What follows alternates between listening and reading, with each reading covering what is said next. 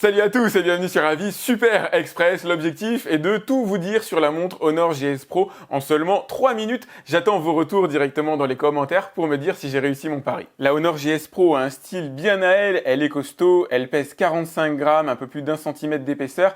Elle a une certification militaire, c'est-à-dire qu'elle résiste à certains niveaux de pression, de température, mais elle ne résiste pas aux profondeurs. Elle a 5 ATM comme critère de submersion, ce qui signifie que vous allez pouvoir l'emmener avec vous sous la douche, mais vous ne pourrez malheureusement pas l'emmener en piscine pour de la natation et encore moins en plongée. On a un bel écran AMOLED de 1,39 pouces, extrêmement lisible, très agréable à regarder, comme c'est souvent le cas pour de l'AMOLED. Une super batterie à l'intérieur que j'ai contrôlée moi-même. Vous allez pouvoir tenir 25 jours avec ces 790 mAh. Ça en fait une des smartwatches aujourd'hui les plus autonomes du marché. Je vous montre rapidement la navigation. Vous avez énormément de sport utilisable avec elle. Vous avez bien sûr le contrôle monitoring cardiaque. Ça marche vraiment super bien. Les stress tests que vous pouvez lancer directement à partir de l'application. Je vous la montrerai tout de suite. Bien sûr, vous avez la météo.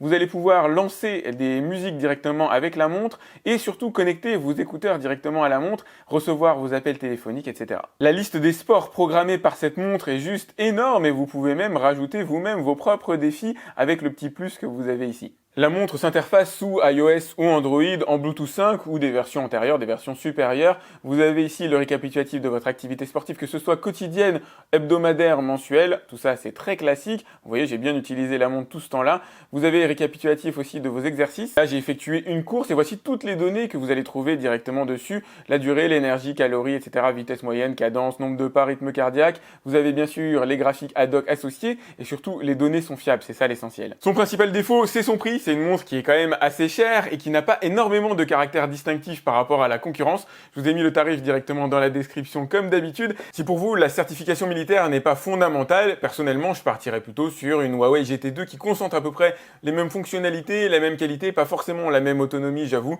mais surtout se trouve à nettement moins cher. N'hésitez pas à me lâcher un pouce, un commentaire pour me dire si j'ai réussi mon pari, si vous avez appris pas mal de choses sur la Honor GS Pro grâce à cette vidéo courte et me dire surtout si je dois continuer à vous faire ce genre de test rapide. À tout de suite.